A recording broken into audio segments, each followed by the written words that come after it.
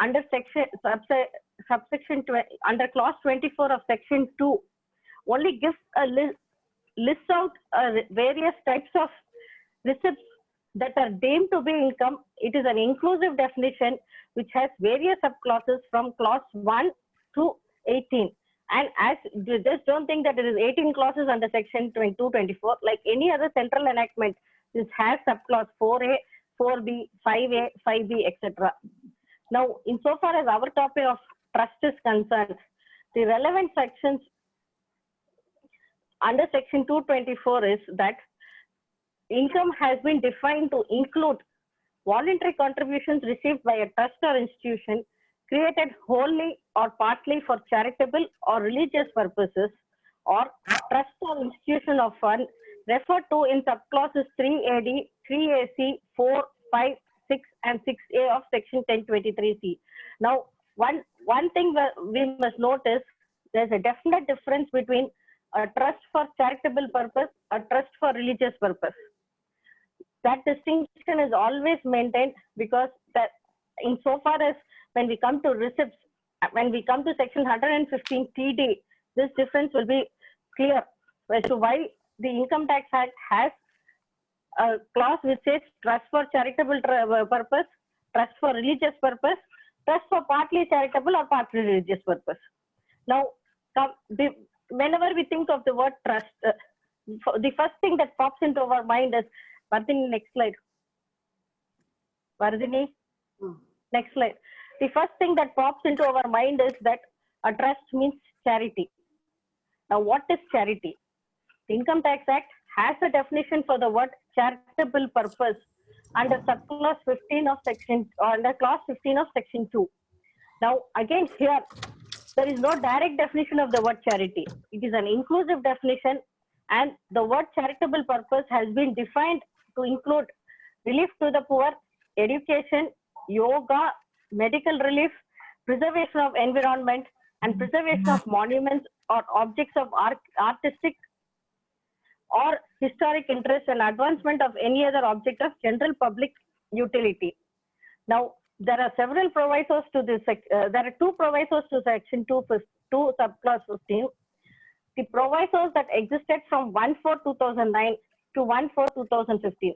Prior to that, what was the necessity for incorporating a proviso to section 2 clause 15 of section 2? Now, all of us know that in order to make, as and when any act gives any exemptions, people do start indulging in various other activities. Now, in order to make a purpose charitable, it is not necessary that it should be beneficial to the poor alone. Why I am saying this is, the most litigated point under section 2 of clause 15 is that the meaning of the term advancement of any other object of general utility. Now, what is advancement of general purposes of general public utility? Here, it is not required that it must be for the benefit of the poor alone, or it must be benefit to a section of the public, or it must be a benefit for specified individuals alone. An object of general public utility includes benefit to a section of the public. Now, based on various court decisions, following can be listed as purposes of general public utility. For example, establishing chambers of commerce and industry, federations, registered societies, trade associations, all institutions incorporated without a profit motive. That is, let's say institutions like for the promotion of agriculture and agriculturalists, for promoting road safety, for improvement and advancement of scheduled castes and scheduled tribes, etc. Institutions to promote artistic principles, literature, fine arts, etc. But sometimes we see that such entities also indulge in activities that may be equivalent to carrying on business, trade, or commerce for the furtherance of their objects. For example, though the object of Khadi craft is to promote handicrafts, it provides a platform to the artisans to sell their products. And when viewed at in this angle, it would amount to a sale of goods, which is a trading activity. Now, when any benefit is given by an act, we also find several people who attempt to take undue advantage of the same. As time progressed, it it was found that several trusts or institutions or funds were carrying on business in a lucrative manner in the guise of object of general public utility. Therefore, two provisos were inserted in on 1/4/2009, whereby now if we read the proviso as it is really it looks like a repetition of words, etc. But looked at it shortly, it means that where any other purpose of generally public utility shall not be considered to be a charitable purpose if it involves carrying on any business in the nature of a trade, commerce, or any other business activity. Now, we have several examples. Then the second proviso was inserted saying that the first proviso will not apply if the income of the trust or institution or fund did not exceed rupees 25 lakhs.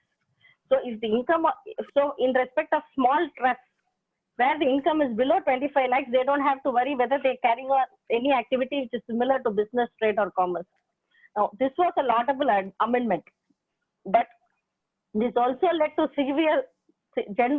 several genuine objects of public utility.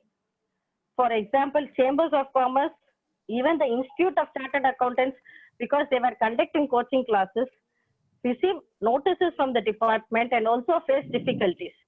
So as time progressed and learning from the various ways in which the provisos were interpreted, and also how the provisos were causing difficulty in genuine cases, the said two provisos were amended with effect from 1/4/2016, whereby it was stipulated that advancement of any other object of general public utility shall not be a charitable purpose if it involved carrying on of any activity in the nature of trade or commerce in industry, unless such activity is undertaken in the course of actual carrying out of such advancement of any other object of general public utility.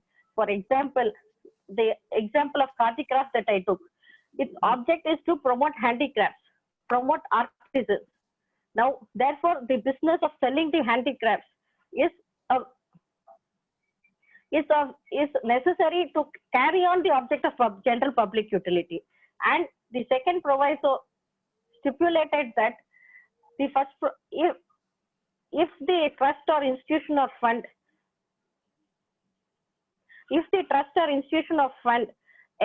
expends income which is 80%, utilizes 80% of its income in the previous year for its objects, then this proviso will not hit them, even though they may be carrying on any activity which is in the nature of business, trade, or commerce. Now, these are the two main sections of Section 2, main clauses of Section 2, which relate to Section 1023C of the Income Tax Act. Now, coming to Section 1023C, all of us know Section 10 deals with income not included in total income. It gives a list of various types of incomes or receipts that are not to be included in the computation of total income. The clause of Section 10 relevant to trust or in the institutions or funds is subclause 23 capital C of Section 10. As per Section 1023C, income received by any person on behalf of the various entities mentioned therein is not included in the total income of that entity. Now, subclauses 3AB to 3AE of Section 1023C deal with university, educational institutions, etc., which are wholly or substantially financed by the government or whose annual receipts do not exceed prescribed limits. The prescribed limit presently is rupees 1 crore. Now, these institutions may not come in too much for a litigation because they are substantially anyway financed by the government. Now, the main crux of Section 1023C relates to subclauses 4 to 6A, which relates to fund or trust established for charitable purpose, established for public, religious, and charitable purpose, university or other education institution existing solely for educational purposes and not for purposes of profit, hospital, or not for purposes of profit. Then these subclasses also cover a hospital or similar other institution which is engaged in the relief in providing medical activities. Now, basically, if you look at subclasses 4 to 6A of the Act, they relate to private trust or institutions or funds with receipts above rupees 1 crore. Now, such entities have to be approved by the prescribed authority to avail exemption and application for approval to be made by the prescribed authority. Now, what is the purpose of my having made the phrase existing solely for educational purposes and not for purposes of profit in block? Now, let us see what happened. Most of the litigations that surround educational institutions or educational trust is that the department feels that a particular institution is not existing solely for educational purposes. Now, what is the meaning of this? How does the department come to the conclusion whether this institution was existing solely for educational purposes? The first thing that the department was doing was they were looking at the objects of the trust. The trust sheet that was supplied to the department, the objects, all of us know there are several clauses in the trust sheet. Now, in a few cases, we found the department found that some of the clauses did not relate to education at all, and therefore they declined to grant exemption. Now, one of the clauses that I came across in one of the litigation was the university or the institution had a clause which said that they will engage in extramural activities. Now, what is the meaning of extramural activities? It was not defined anywhere under the Act. Now, when asked, the university submitted, just informed the department that it was nothing but taking these students on a trip, on an educational trip or on a philanthropic trip, etc. The officer immediately said, no, this is all outside your syllabus. Therefore, this is not educational purposes. The trust filed a writ petition before the High Court, but still went on to amend its objects and remove the clause of extramural activities from its objects. Now, as usual, the department took the stand. The fact that the trust has amended its objects clearly shows that the extramural activity is not an educational activity, and therefore the trust is not existing solely for educational purposes. Now, another litigation that we saw was that a particular school which was situated in a remote area, the trust which was running the school provided clothes to the mothers of the students who were coming to school. Now, the amount expended on the clothes was a very minuscule amount when compared to the total trust expenditure. But still, the department said that this is in no way connected to education. How do we grant you an exemption under 1023C? Then the High Court, I would definitely say, took a very practical view of the situation and decided that, see, it's a remote village. In order to encourage students to come to school, their mothers must be motivated first. Therefore, there is nothing wrong in providing saris or clothes to the parents of the children to ask them to send their children to school. The overall purpose of education is more important here, and therefore, the High Court directed the department to grant this exemption. Now, once an exemption is given, all of us know it always comes with several riders. Now, this particular section 1023C has had 20 provisos till 31/3/2020. Now, if one had to go through all these 20 provisos, by the time we understand the meaning of it, in the beginning, I came to a conclusion, I don't understand why does any trust want an exemption under 1023C if it has to first comply with all these provisos. Now, why I am saying is, it had 20 provisos till 31/3/2020 is because Section 1023C along with Section 12 and 12 capital AB have undergone a great change from the Finance Act 2020. Now, the first two provisos of Section 1023C relate to approval to be granted to such institutions. From 1989 to 14/11/2014, approval was granted by the central government, that is the CBDT or the DGIT exemptions. From 15/11/2014, the application had to be made before the CIT exemption because a separate wing called exemptions was created under the department, and all powers were granted to the Commissioner of Income Tax exemptions. Now, for under the first and second proviso of the old first and second provisos, the power was available to the prescribed authority to call for documents, information, conduct inquiry before approving the trust or before approving the entity. Now, the first and second proviso are now substituted by Finance Act 2020. Under the old proviso, there was no hard and fast rule provided for time frame within which the application or renewal had to be made. But now I am taking the period up to 35/2020 also as a past period because of the COVID lockdown, and therefore I don't think any further exemptions under the old first and second proviso will be granted by the department. Now, the first, second, and eighth proviso have been amended by Finance Act 2020, and the important amendment made in this is an exemption is not available to the trust or institution or fund unless it has made an application to the prescribed authority, which is the PCIT or CIT, within the stipulated time, and approval is granted by the said authority. Therefore, there is no question of now saying I have made an application, the approval has not come yet, because also stipulated time has been given to this prescribed authority within which they will have to either grant the approval or reject the application. Now, the timelines for filing application and the power of the principal commissioner or the commissioner are as follows.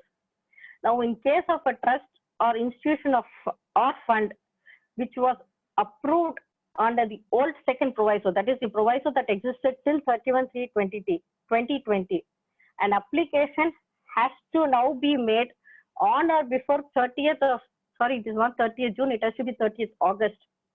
On or before 30th August 2020, and the CIT has to pass an order within a period of 3 months from the end of the month in which the application is received. And once an approval is granted, it has to be granted for a period of 5 years by the commissioner. Now, this approval is to take effect from which approval was earlier granted under the old proviso. As far as I could see, the present amendment does not, there is no provision under the present amendment for the commissioner or the principal commissioner to call for documents or information or make inquiry in case of these entities which were already registered under the old second proviso. Now, in case of trust or, now, if these entities which are approved under the amended second proviso, that is the new proviso which has taken effect, the application has to be made at least 6 months prior to the expiry of the said period. So it means that the commissioner has a time of 6 months within which he can call for information, call for documents, conduct an inquiry, satisfy himself about the genuineness of activities, and compliance of requirements of any other law for the time being in force. Please make note that the commissioner will also have to satisfy himself about the compliance of requirements of any other law for the time being in force, and after such satisfaction, pass an order in writing granting approval for a period of 5 years or rejecting such application and also cancelling its approval. Now, before rejection, personal hearing is to be granted. Now, in case the entity does not fall under subclauses A and B, which have been mentioned supra, the application is to be made at least 1 month prior to the commencement of the previous year relevant to the assessment year from which the said approval is sought. Now, let's take for example that somebody wants an approval for the financial year 2021, which commenced on 1st April 2020. Therefore, the application ought to have been filed by the assessee on or before March 2020. I'm giving an example of 2021. This will actually apply for the financial year 21-22 because this amendment has become effective only from 1st April 2020. Now, the other provisos,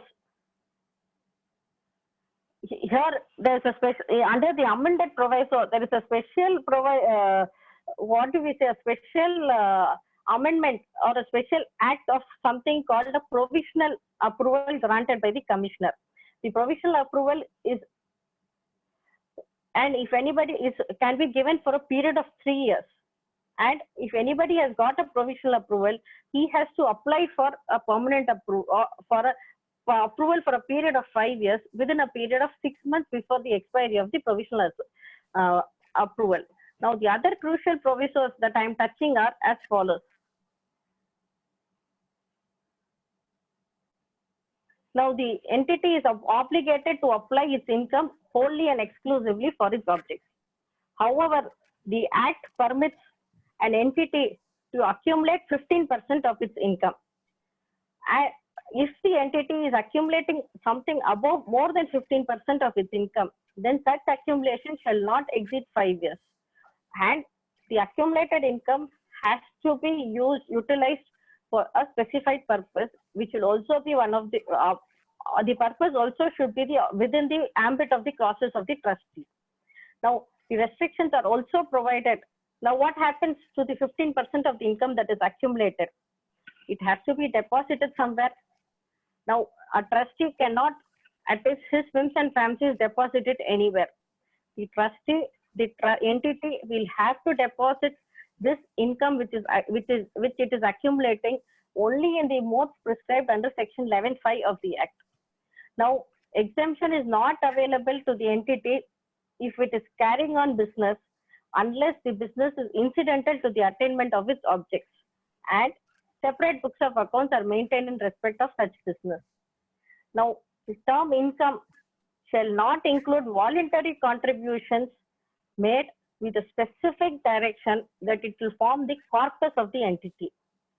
Now, as per amended proviso, if the entity exceeds the non-taxable limit, it will have to file its audit report before the date specified for the filing of return of income. Earlier, the trust or institution or fund were allowed to file their audit report along with the return of income. Now it has to be filed 1 month prior to the due date of the return. Now, amount credited or paid out of income of any trust or institution or fund to a similar trust or institution or fund is not to be treated as application of income. Therefore, if the trust decides or an educational institution decides that there is a similar sister educational institution which is in need of funds, and I can transfer my funds to them, it will not be treated as an application of income of this trust. Now, there is a power granted to the appropriate authority to rescind or withdraw the approval in specified circumstances. This proviso will now become redundant because in any case now all trust institutional funds will have to apply afresh. Now, anonymous donations. We find that several sometimes people want to make huge sums of money as anonymous donations. Anonymous donations are made, then the trust or institution or fund which is willingly accepting such anonymous donations are liable to pay tax at the special rates that is specified under Section 115 capital BBC. Now, the portion that I have marked in block is a question that always lingers in my mind, that why this anonymous donations to be treated as income does not apply for trusts or institutions that are created or established for religious purposes alone. Now, what happens to all those applications for approval that were pending as on 1/6/2020 before the commissioner for approval under Section 1023C? These applications will be treated as if they are fresh applications under the amended proviso, and which means that only provisional approval will be granted in respect of all pending applications. With effect from 1/4/2015, depreciation is not allowable in respect of any asset, acquisition of which has been claimed as an application of income in the same or any other previous year. Like what I said earlier, the trust or institution or fund can accumulate its income. Now, when it has accumulated its income and purchased any asset out of this income, the trust thereafter again claimed in the year after the capital asset was purchased, I am eligible to claim depreciation on this trust, on this asset. Now, the income which was applied for using purchasing this asset was already exempt from tax. Now they are also claiming depreciation, which the department felt that there was a double benefit being claimed by the trust or institution. Up to the Supreme Court, it was upheld, saying that you cannot call it as a double application of income. Therefore, I feel that this amendment has been made in 1/4/2015 only to get over the judgments of the High Courts and Supreme Court. And after 1/4/2015, the trust or institution or fund will not be eligible to claim depreciation in respect of an asset which was purchased out of its accumulated funds. Now, Mrs. Vardhani will take over. Thank you, Hema. So we will be dealing with taxation of charitable trust from section 11 to 13. The first section 11 talks about income from property held by a charitable trust. The property includes immovable and movable property like money, shares, securities, land, buildings, and houses. It also includes the interest in partnership firm and the business undertaking. Section 11 basically starts with it says that subject to section 60 to 63 of the income tax. 60 to 63 deals with clubbing of income. Example, like where there is a transfer of income without any transfer of an asset, or there is some kind of a revocable transfer. So it is subjected to 60 to 63, section 11. The most important concept in section 11 is application of income. What is an application of income? Application of income is something which is being applied or spent towards a charitable or a religious purpose. It should be made to use or practically put to use. There was also a case wherein there was a breach of trust. It was said that even though it was without any intention or there was no malified intention, it was just negligence, still it was stated that it cannot be treated as an application of income because it was a breach of trust and they are not entitled for an exemption under section 11. Application of income is subject, it forms part of section 11, 1A and 1B. It says that where 85% of the income has to be applied and about 15%, not more than 15% should be accumulated or set off. But it is subjected to the condition of section 15. Sorry, 15% is subjected to some conditions. Then examples of application of income, revenue expenditures, then purchase of a capital, and also repayment of a loan. Income of with regard to the 85%, if not being utilized, section 11.1 explanation read with section 11.2 will come into play. Where if 85% of the income utilized, then 11.2 specifies certain conditions. If the trust cannot spend more than 85% in any year due to non-receipt of the funds or any other reason, then they have to invest in the modes specified in 11.5. Section 11.5 specify the modes. For example, it will be like saving certificates in the government bond, then deposit in the post office, units, purchase of units, then also immovable property, purchase of immovable property, but it should not be a plant or a machinery. Then it can be accumulated for any purpose which forms part of the object, either a capital or a revenue expenditure. What happens is that if you are going to invest in any modes or accumulate it, then we need to file a form 9A before filing of a return under section 139.1.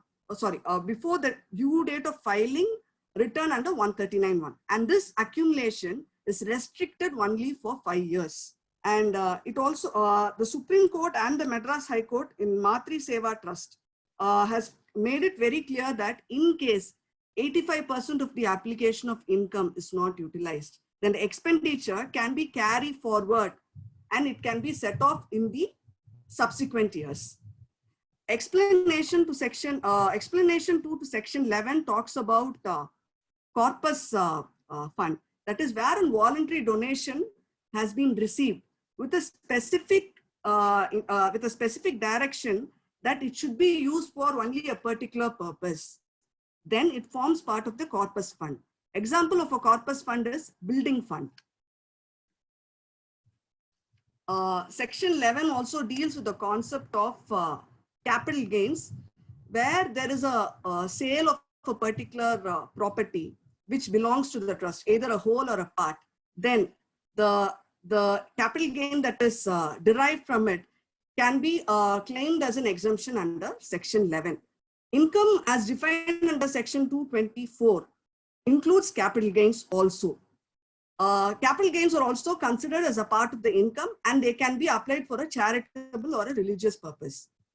If the capital asset is held only in part, then the trust is entitled only for a proportionate relief. That is, an appropriate fraction to is only allowed to be utilized by the trust.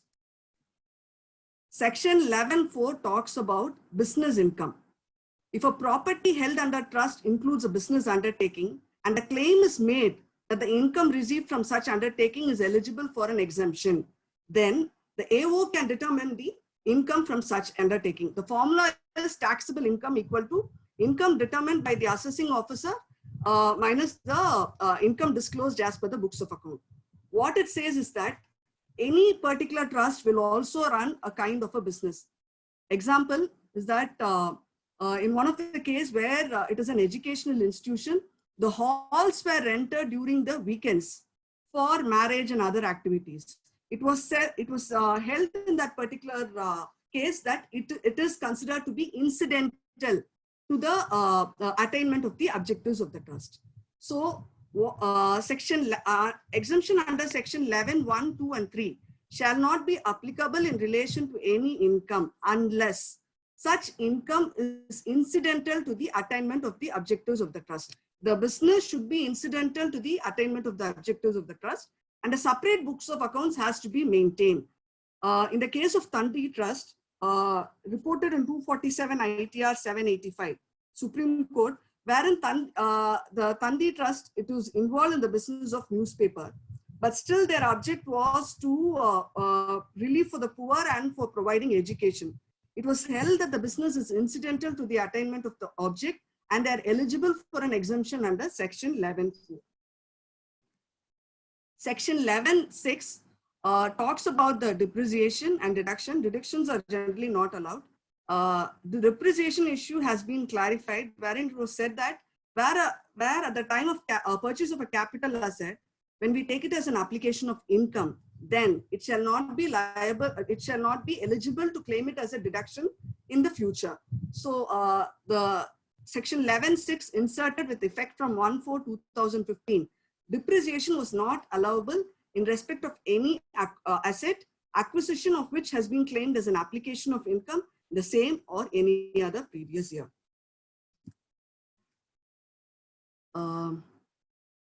Voluntary contribution will be dealt in Section 12.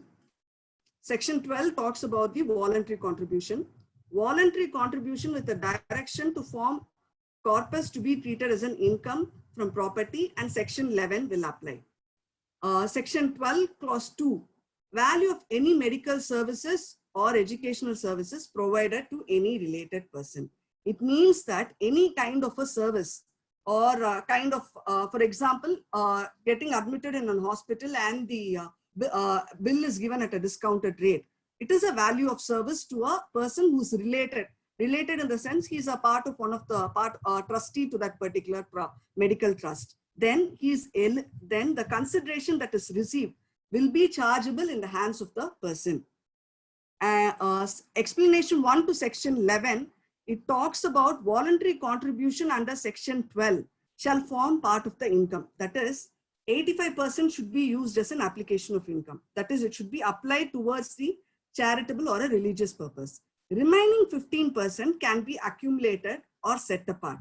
This voluntary contribution will form part of the 15% of the income that is accumulated or set apart. Section 12A talks about when Section 11 and 12 will apply. It says that once you get a registration under 12AA, then 11 and 12 will apply. 12AA talks about the procedure for registration. This will be dealt in detail by Pushya Madam along with 12AB. Moving on to Section 13, where the exemption will be forfeited. 1. Where the trust for a private religious purpose which ensures no public benefit. If there is no public benefit, then the exemption will be forfeited. 2. where a charitable trust created or established on or after 1/4/1962 for the benefit of a particular religious community or caste. If it is for a particular community, then the exemption will be forfeited. 3, where it is not in accordance with section 11.5. 11.5, as I said earlier, talks about the investments, wherein you have to make an investment in a savings bank account, account in kind of a government bank, or with regard to any kind of a bond related to the central government. 4th one is any income which is given, any income or a benefit directly or indirectly given to the related person or his relatives. This related person concept will be dealt in section 13.3. There is another topic called mixture of charitable and religious objects, where any trust has a mixture of both charitable and religious object. It has been held by our Madras High Court in the case of DIT versus Servi Samaj Tambaram Trust, 362 ITR 199 Madras, wherein it was held that even if there is a mixture of both charitable and a religious purpose, there is no bar in granting registration under 12AA. Then the next is the concept of anonymous donation.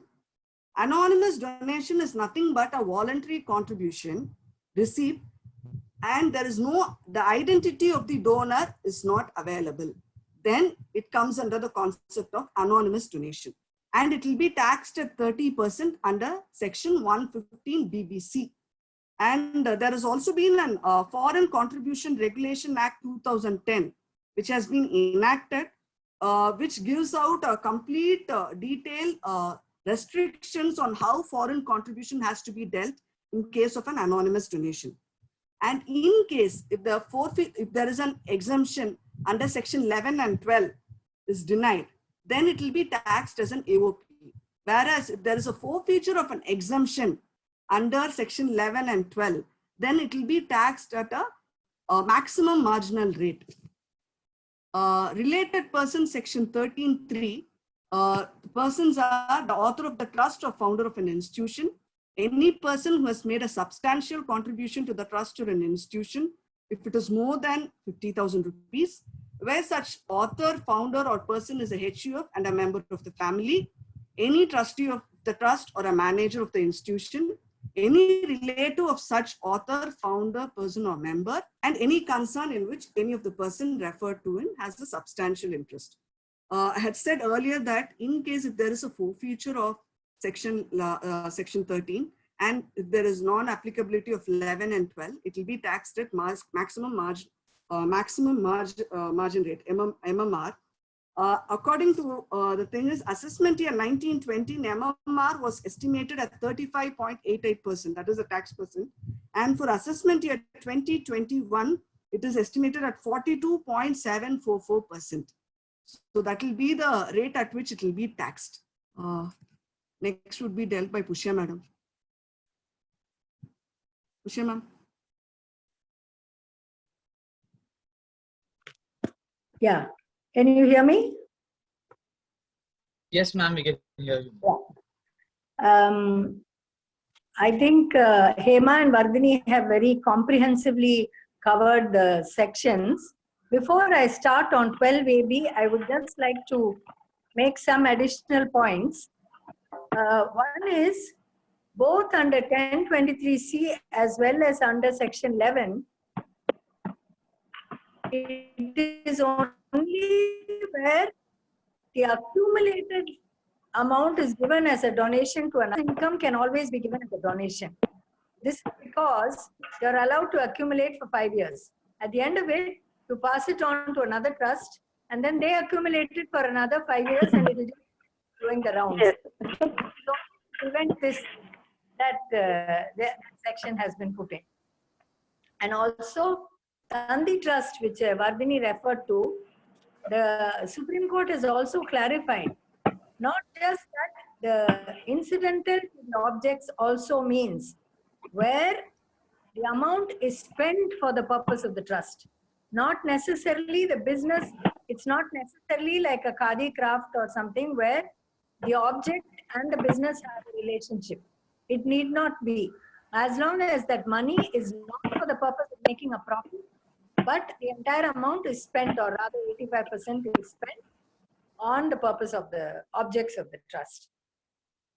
And one more thing about this charity and religious mixed objects, the High Court has granted relief, but the department is always deeply suspicious of any entity which has both objects. Now let's go to section 12AB. This is the new section which was introduced by the Finance Bill. This has to be read with section 12A. That is where the amendments are made. All existing trusts, institutions, and societies who are already registered and enjoying exemption are again, can we have that slide please? Where you have a chart? Yeah. I think Hema covered the timelines, which are very similar under 12AB as they are in 1023C. So I'm not going to take you through that in detail again. But all of those who are enjoying exemption already, they should apply between 1st June and 31st August, and they will get automatic exemption because it clearly says they will be granted registration within 3 months. As Hema pointed out, there is no section which says only in respect for the other things, there is a point of inquiry. So here, both for people who are applying for the first time, who get provisional registration for 3 years, as well as people who have already applied, they will all get automatic registration now, because otherwise the department just will not be able to handle the, I don't know how many, maybe lakhs of trusts all over India, which has to be done in 3 months' time. So the inquiry starts only in the next round. That is where they come for renewal after 5 years. The trusts which are already registered come for renewal after 5 years, or the trusts which are provisionally registered come for a regular registration after 3 years. Of course, trusts which the trusts which are changing their objects there will be an inquiry into those trusts, and otherwise trusts which have filed applications which are pending on date will be very fortunate because they will get an automatic registration, even though it's only for 3 years. Earlier registrations under 12A and 12A used to be in perpetuity until it was cancelled. Now it is renewable every 5 years. The main section, it will go back to section 12A. And the registration will be granted with effect from the date when it was first registered. Supposing a trust was registered in 1975, the registration under the new section also will be from 1975, not from 2020. This could be for 2 reasons. One is to show continuity and how long the trust is going to be there. And another would be to apply the new law for earlier assessment years. That is something that's worrying me. Whether for pending cases, they would say the new law would apply. Therefore, power of cancellation is wider and so on. One more thing is that all the trusts will now get a new unique registration number, which may be a good thing, because there are many trusts which have very similar sounding names. There may be a genuine trust and a bogus trust which has a similar name, and people may be giving donations to the wrong one. So this may help, hopefully, like how companies do, they may not register if you have a misleading name also. Then the new trusts have to apply just as it was in 1023C with by February latest for the beginning of next year, for the next financial year. There also it would be automatically approved.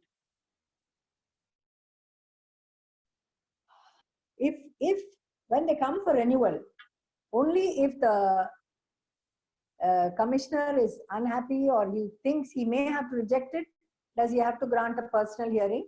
Otherwise, he would automatically give you the exemption. Earlier, cancellation of registration was under 12AA. The cancellation was only for two reasons. One, if the activities were not genuine, or if it was not in accordance with its objects. Otherwise, you could be a criminal, but as long as it didn't fall into these two things, they could not quite, they could not find a way to cancel the registration. Now, under section 12AB4, cancellation can be apart from where also where activities are carried out in such a way that section 13(1) applies. So we saw when Vardhini took us through section 13 that they could disallow the exemption in a particular year where it happened, where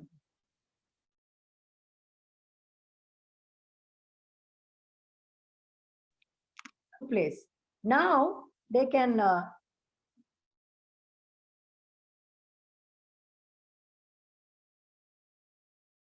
cancel the register any other law material to its objective, and the order has been passed, and that is if an order in some other breach of some other law has been passed against the trust and either no appeal was filed or an appeal was filed and disallowed, they can cancel for that reason.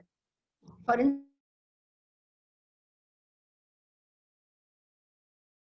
instance, the first, this could like for instance, if a doctor who's a trustee who's running a charitable hospital, if he treats his daughter free in that hospital, it will be a violation. Somebody who's one of the trustees' son is transferred to another place, till he gets accommodation, he stays in the guest house belonging to the trust, that would also be a violation of 13(1). These can all be reasons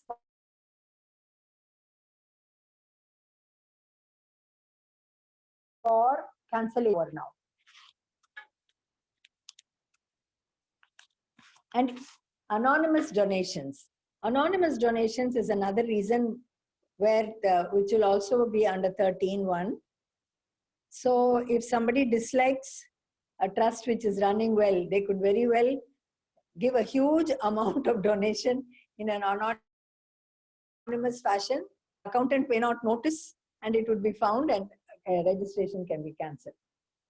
The second reason for cancellation is violation of any other law. This would include, for instance, for a trust to run, really you need staff, you need employees, you need a building and infrastructure. So it could be any law, labor laws, it could be a violation of a labor law. There is some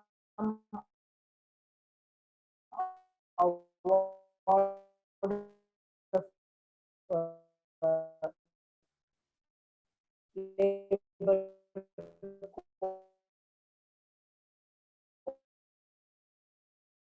court, wrongful dismissal, not paid. And all these could be reasons of, and there's an award or an order. The word used is award, direction or decree. So not necessarily from the court. It could be a relevant authority or a court.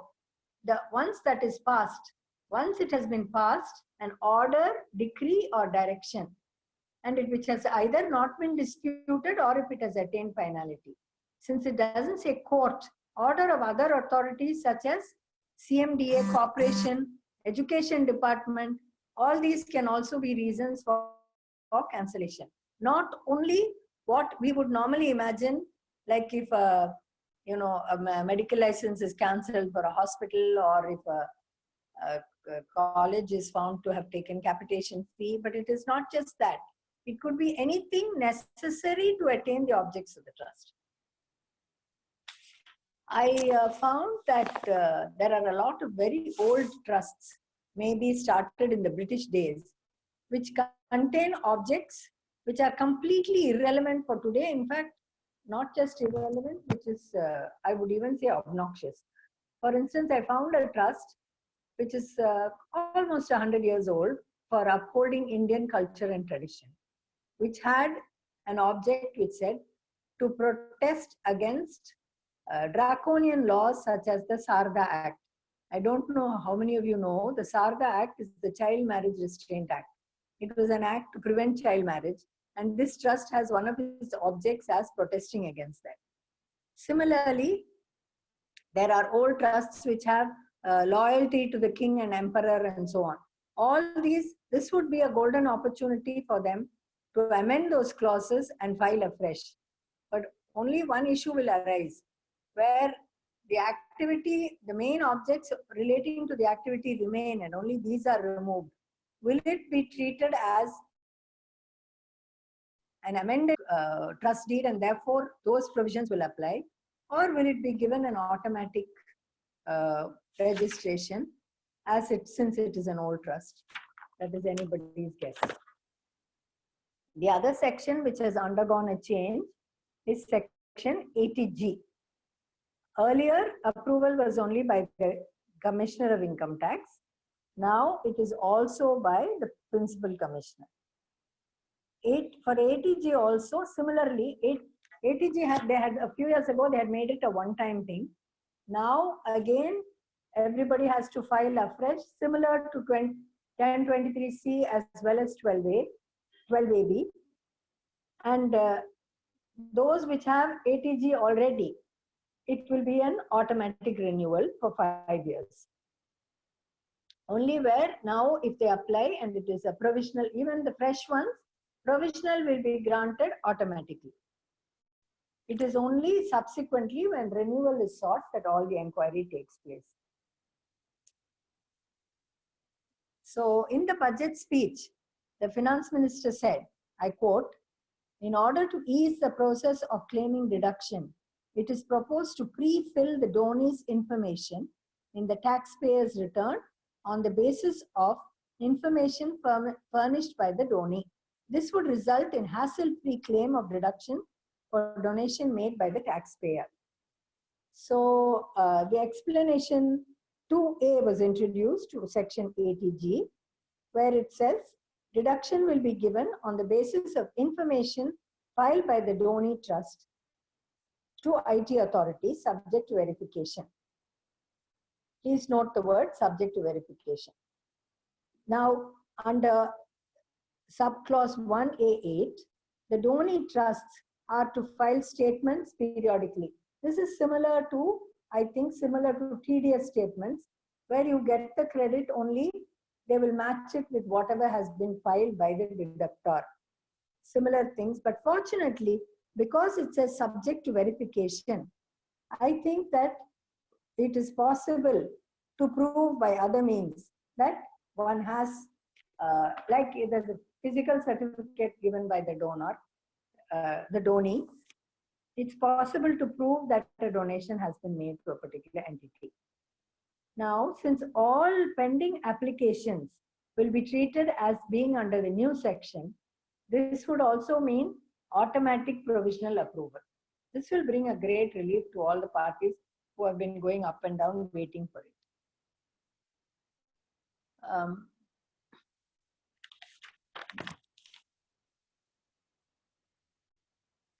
Then under 80G, the donations to certain important funds like the Prime Minister's relief funds and so on, the deduction is 150%.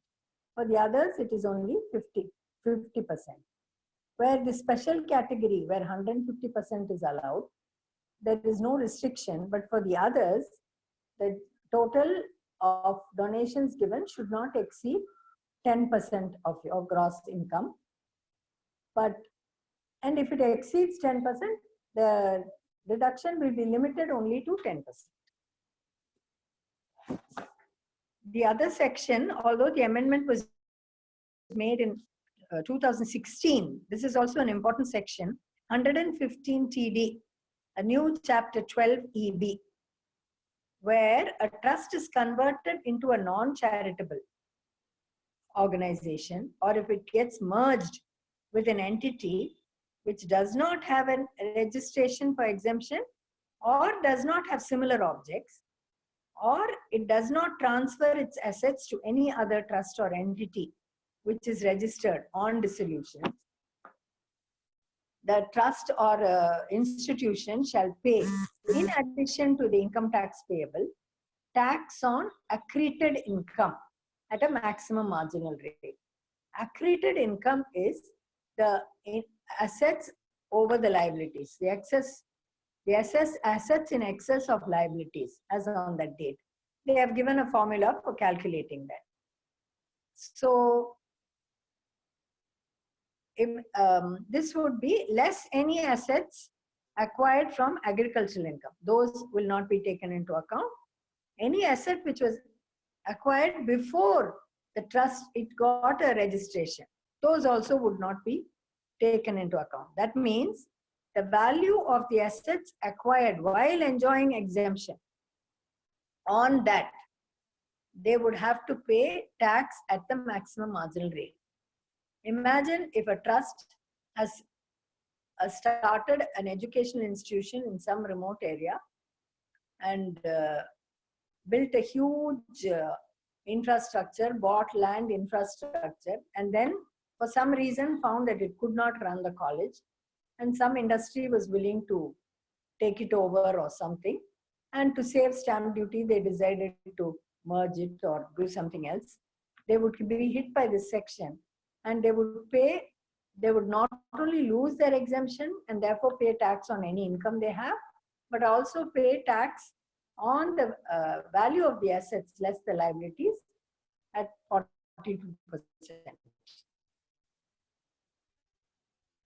In this case, there is a small anomaly. If a trust having educational interest objects alone, it merges with a trust having a hospital which does not have any education objects, accreted income will arise, because the word in that merge, it says, does not have similar objects. On the other hand, if the trust is dissolved and the assets are transferred to the hospital, then no accretion will arise, because in clause C, doesn't say having objects of a similar nature. It just has to be donated to a trust which is registered. So subsection 3 says a trust will be deemed to have converted into non-charitable if its registration is cancelled, or if its objects are amended but no fresh application is filed, or is filed and rejected. So we saw that the power of cancellation is now very wide. Therefore, for a thing like somebody, a relative using or anything else, supposing it is cancelled, that would also mean accretion of income, which would be really have a huge effect.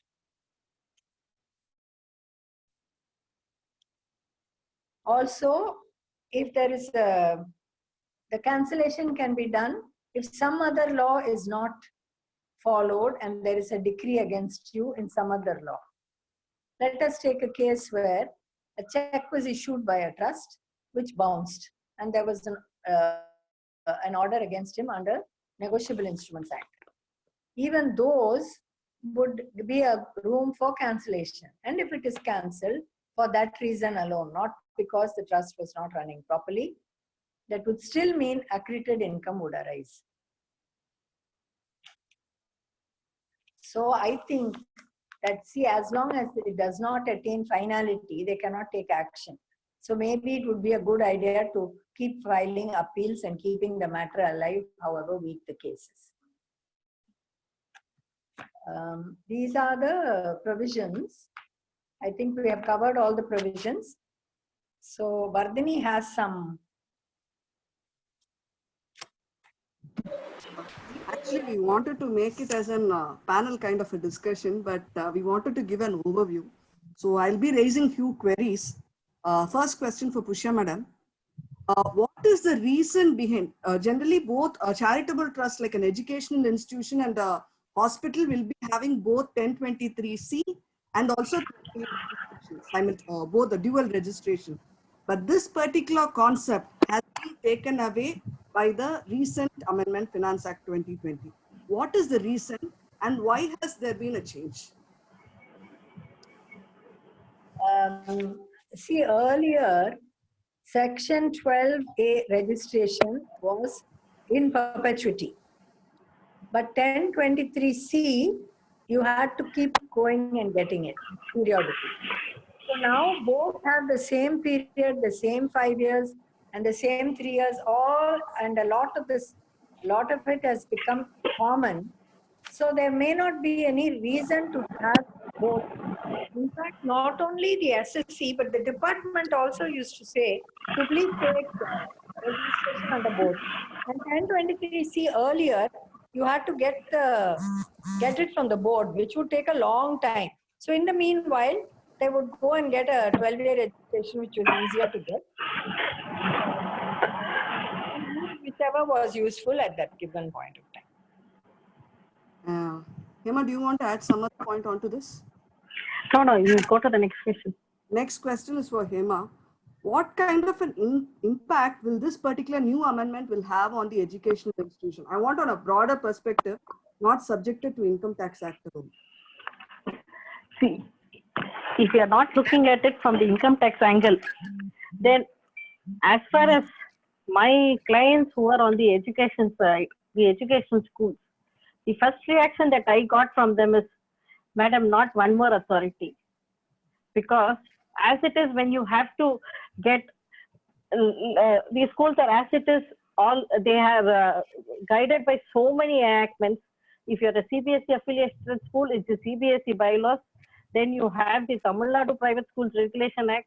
Then you have the Right to Education, Free Education for Children Act. Then you have this fee committee where you only have to collect the fees that is stipulated by the fee determination committee. Now, as Pusha Madam said, under this new provision 12AB, if the school now, even if any of these one enactments, there is some violation and some action taken, which has no relation to the Income Tax Act at all. But still, if the assessing officer wants to go further, he definitely has the power to deny approval or decide not to grant exemption to that school, even if any of these acts are violated. Therefore, when looked at from the angle of the education institutions, this is a very broad and sweeping power that has been granted to the income tax officer that has no correlation to income tax at all. Okay. Ma'am, the next question is for you, ma'am. Which one you would prefer, 1023C or 12A? Which one will be the best? And what is the reason? See, really speaking, 1023C I feel is a big honor, because if you see all the other things that are listed under that section, they're all really, institutes of national importance and so on. So any little charitable trust also can get 12A. But at the same time, 1023C will not be granted unless you are of a certain size and stature. It is not for everyone. Emma, it's on a department angle question. So is it possible for the CIT exemption to grant within the 3 months time? Because 31/8/2020 is the last date. And within 3 months, they have to give the registration for all the existing trusts. So what kind of legal hassle you are trying to, means we are foreseeing in this kind of a situation? No, you are missing the point here. See here, when already registered trust under the old section, under the old provisions of section either 1023C or 12AA, those trusts, the new provision says that when they apply before 30th of August 2020, the commissioner will not, though it does not specifically say it, the commissioner does not have the power to call for any information or documents. When you read that first subclause of the proviso, along with the second subclause and fourth subclause of the proviso, it shows that it looks like it is an automatic renewal. I think within these 3 months, what is to be done by the commissioner is it will grant a unique identification number to the trust. So within 3 months, there's an automatic renewal. There will be only the difference will be there's a unique identification number granted to the trust. Now, the commissioner the trust will again have to apply with, and one thing also to be noted is this new application and the new approval granted under this first sub clause take effect from the period for in which the earlier approval was granted. Now let's assume earlier the approval was granted in the assessment year 2016-17. So even the approval which is granted after 2020, the 5-year period, you have to start computing from 16-17, which means that 18, 19, 20, 21, 22. On 31st March 22, the approval is to expire. So 6 months prior to 31st March 22, the trust will once again have to apply. And at this point of time, the commissioner has the power to call for all the books of accounts, call for any information, and he has a 6 month period time to go through. Therefore, this actually is a staggered applications, a staggered timeline given to the commissioner. It is not as if all the trust the commissioner will have to look into immediately within this 3 month period. As and when the 5-year period gets over for the trust, then again they will have to apply, and the commissioner has a 6 month period. Therefore, I don't find any rushing in this case. So we can trust your words with regard to department. At least if the department comes for clarification, this is what I will say. You want to add on some point, madam? Yeah, yes. Hema, I don't think the 5-year will start from the day of the old registration. What about trusts which were registered 20 years ago? So it is 5 years from now. But it will be, the continuity will be from that time. But from now, 5 years. Because it will not be possible in the case of trusts which were formed many years ago, which got first registered, say 10 years ago or 20 years ago. I'll move on to the next question. This question was actually raised by Swaminathan sir in another section, so I'm trying to take that question out. So the issues pending with regard to the cancellation of registration under 12AA before the ITAT and High Court. With regard to this new amendment, what kind of a change that will happen and how we have to deal with this situation? Okay, ma'am. Are you asking me? Yes, ma'am. Anyway, they have to file afresh. They have to file an application afresh under the new section. But they will not treat them as a section because they have, depends on what state it is in. Supposing the cancellation and the assessee has filed an appeal, that means the cancellation is still there, and therefore they will treat it as a fresh application. So they will only grant you provisional. But supposing you have won in appeal and department has gone on appeal, then there is no cancellation, so you will be treated as an existing trust and 5-year registration will be given. That's what I think. Okay. So, Madam, I think that assessee may find difficulty there. I don't envisage any officer or the commissioner saying that no, because you're won before the ITAT and it is pending before the High Court, I will treat you under subclause 1. They definitely, even in this case, they will simply say that no, since the department has taken it on appeal further, I will grant you a provisional approval only. Yeah, so he will still get provisional approval. Even Yes, though it was that cancelled, anyway he will get provisional approval. That anyway, Yes, any person who is okay. applying afresh is going to get it. I agree with you. I agree with you. I agree. So I think I'll open the now the questions for other people. Prithvi, I think we can open it for other persons.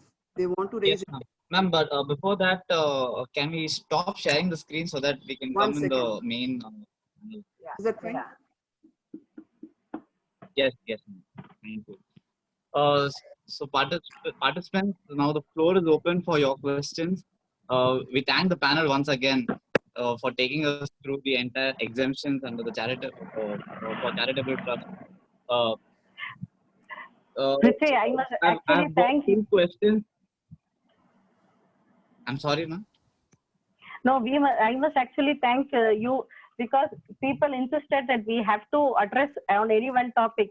it gave me a further time and an opportunity to go through with a further microscope or a bioscope, whatever you call it, each and every provision of section 1023C. Yes.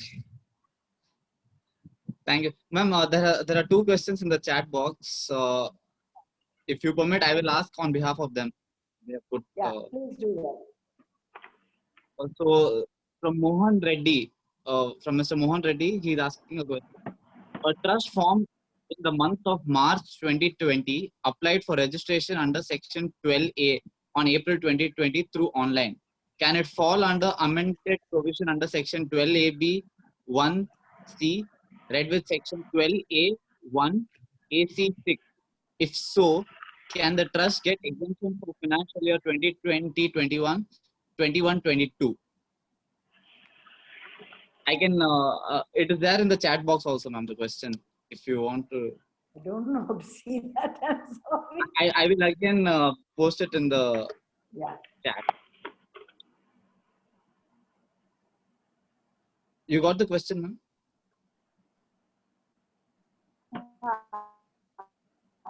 Yeah. I I'll got send it to you. See, privately. what the section is, registration has not been granted until June. Yes. You unmuted me. Can you hear me? Yes, ma'am. Yes, madam, Yes, you're ma'am. audible. Wherever, Yes, ma'am. wherever registration has not been granted till June, then it will be treated as an application under the new section. But they cannot treat it as under one because it's a new trust. So they will only give provisional registration. But whether under the new section, they can give the provisional registration, whether he wants to know whether it will relate to this year also. Isn't it? Yes, ma'am. Whether it gets an exemption in 2021 or 21-22 financial year. He has applied in March 12th. He has applied in April. April 2020. It's applied in March He'll get it for the 2020. next year. Okay. I think he will get it for the next year. Thank you, ma'am. Okay, ma'am? Ma'am, I'm going to unmute Swaminathan sir. I think even he has some questions. Yeah, he has Swaminathan, something to say. Yeah.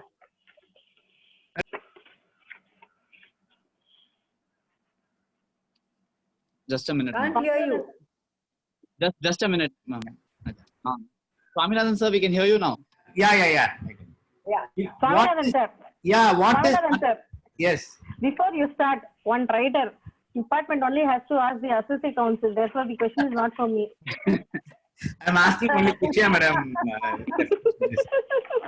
Madam, the anonymous donation, you stated that there is anonymous donation which is given by the associates. It will be taxed under 115 BBC or something like that. How to determine this is anonymous donation? For an example, that I received the donation by way of a check, wherein which I can identify the party. It is through a banking channel. It will not be an anonymous donation. Suppose if I receive by way of cash from that person, even I have the identity of the party, but subsequently he says that I have not made this donation. How to treat this difference? What is anonymous donation? How it is different? That is what I want. That would certainly be an anonymous donation because there is nobody claiming it and it has come in cash. Because the trust has received it by way of cash, but I have the identity. He only gave it. I have his PAN number, I have his records, everything. But that person says that I have not paid this amount to the trust. The department will view it in this manner. Once he says he is not given, how are you going to accept that it is not anonymous? So it is only Nobody is the donee. No, it is only the donee who is. donation. Who knows that he paid the cash? Only the donee knows, and he says he didn't pay it. Even in the case of bank transfer, supposing there are so many from dummy accounts, something has come, say. You see accounts which you do not have, somebody is putting cash and then transfer. It will all be treated as anonymous. Thank you, madam. Thank you, ma'am. Madam, I think Swaminathan is asking for an opinion regarding the pending case. That's why he's insisting on his question. Absolutely. In fact, I don't. Narayan Swami, I don't. Thank you, ma'am. Thank you, sir.